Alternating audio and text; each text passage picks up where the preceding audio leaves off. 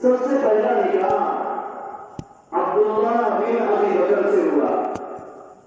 وہ ان کے حسن و جمال کو بہت زیادہ پسند تھے. اس لیے حضرت ابوبکر رضی اللہ تعالیٰ عنہ نے ایک مرتبہ کہا کہ تو اس کو طلاق دے کر معاملہ صاف کر لو، میں دیکھ رہا ہوں کہ تمہاری زندگی خراب ہو رہی ہے.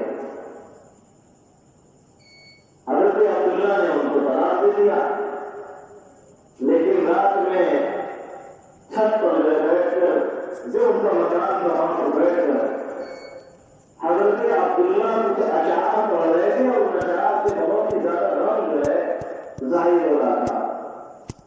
تو ابو بکر صدیق رضی اللہ تعالیٰ کو برداشت نہ ہوا، انہوں نے کہا کہ ضرور کر لو.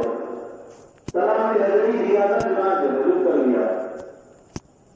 اس کے بعد ان کے نکاح میں نہیں، اور جب حضرت عبداللہ بن ابی بکر شہید ہوئے تو ان کی شہادت کے بعد حضرت عمر بن خطاب رضی اللہ تعالیٰ عنہ نے ان کو نکاح کا پیغام دیا. عمر بن خطاب کی نکاح میں آ گئی، اور عمر بن خطاب رضی اللہ تعالیٰ عنہ کو جب مسیح میں چھڑا مارا گیا شہید ہوئے تو حضرت علی رضی اللہ عنہ نے ان کو نکاح کا پیغام دیا. حضرت عائشہ کہنے لگی علی میں یہ نہیں چاہتی کہ تو بھی شہید ہو جائے،